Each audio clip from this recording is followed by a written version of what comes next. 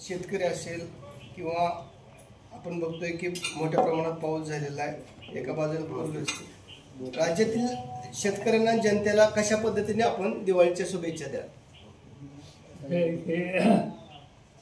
आजचा जो दिवस आहे या संदर्भात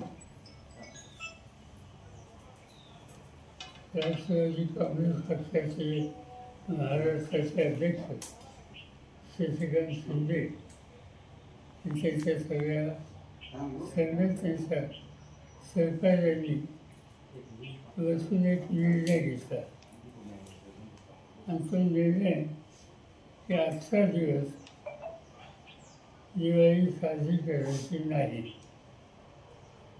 त्याचं महत्त्वाचं कारण आपण बघितलं गेले महिनाभर महाराष्ट्राच्या अनेक जिल्ह्यामध्ये अतिवृष्टी होती, काही ठिकाणी पूर होता, काही ठिकाणी महापूर होता आणि याच्यामध्ये शेती उद्ध्वस्त झाली.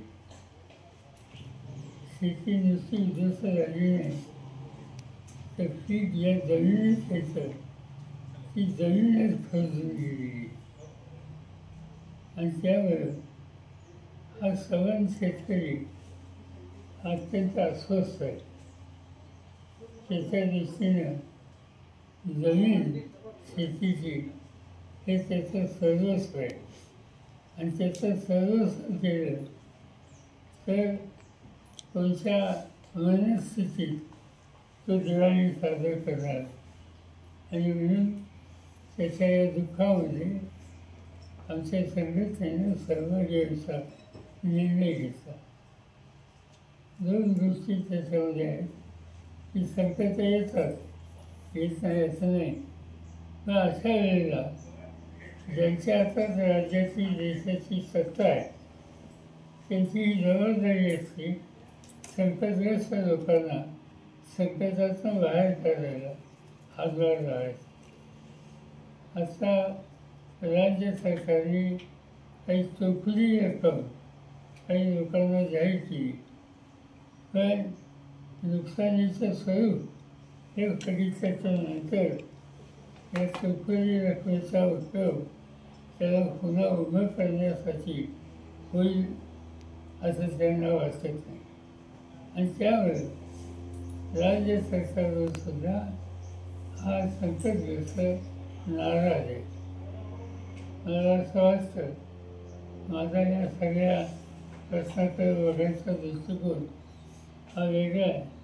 इथं मी राजकारण आणू इच्छित नाही, पण संकटग्रस्त लोकांना संकटातून बाहेर काढण्यासाठी सगळ्यांनी मिळून प्रयत्नाची पराकाष्ठा ही केली पाहिजे आणि ती तयारी राज्य सरकारला आणि लोकांनी सुद्धा दाखवली. पण मोकळ्या हाताने मदत करण्याची तयारी आत्तापर्यंत दिसत नाही.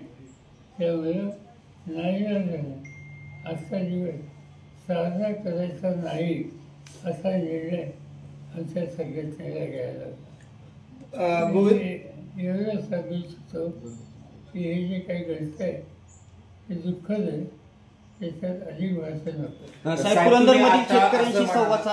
पुरंदरमध्ये शेतकऱ्यांशी संवाद साधला त्यावेळी शेतकऱ्यांनी मोबदला अजून आम्हाला डिक्लेअर झाला नाही, त्यामुळे नाराजी कुठेतरी व्यक्त केलेली आहे. त्याची तुम्ही संवाद साधला, काय नक्की?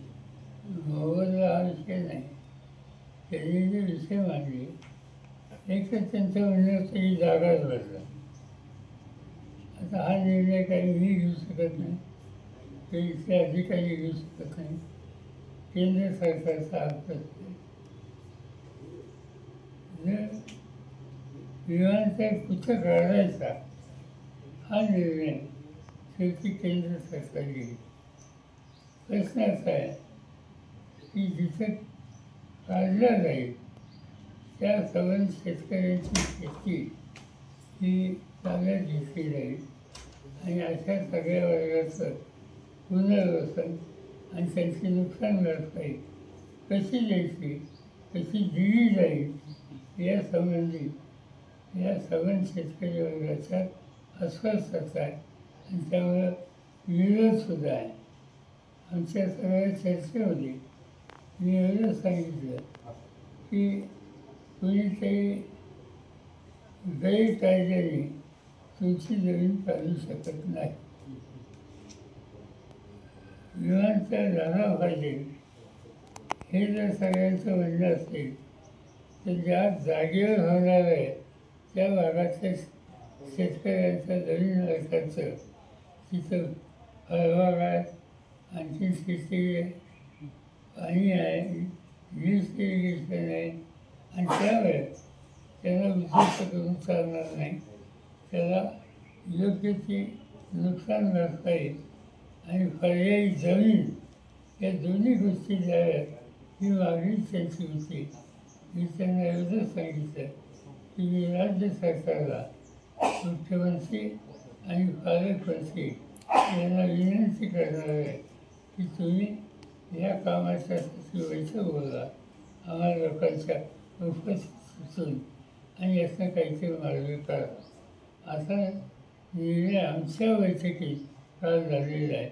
दिवाळी संपल्यावर मी मुख्यमंत्र्यांची वेळ घेईन आणि ते सांगतील त्याला साहेब, निवडणूक आयोगावर सर्व विरोधकांनी ताशेरे ओढलेले आहेत. निवडणूक आयोगाला उत्तर देता येत नाही. रोहित पवारांनी बोगस आधार कार्ड त्यांना विचारलं ना. अच्छा साहेब, बिहारची निवडणूक आहे, कसं बघता एकंदरीत सगळीकडे? तिथं मोठा मतदार यादींवरनं देखील मोठा प्रश्न निर्माण झाला होता एकंदरीत. आमचे सगळे सहकारी नाराज आहेत कारण सत्तेचा गैरवापर होतोय. मतदार याद्याच्या संबंधी सगळ्यात घोळ आहे असं त्या सगळ्यांचं म्हणणं आहे. निवडणूक आयोगाच्या पूर्व मानले बघूया काय. साहेब, मराठा आरक्षण ओबीसी मध्ये जी JR काढलेला आहे त्याच्यावर आंदोलन केलं जाते. आज देखील बीडमध्ये छगन भुजबळ यांचा मोर्चा आहे, एकत्र नेते येत आहेत आणि त्यांचं म्हणणं आहे की हा JRच रद्द करावा. ठीक आहे, तर त्याच्याशी बोलू. शिवा कर्डिले यांचं निधन झालेलं आहे. ठीक आहे, याच्यात घालू वेगळं. साहेब, रशियाकडून तेल खरेदी कर जीवन काम करणारे असा त्यांचा परिचय होता.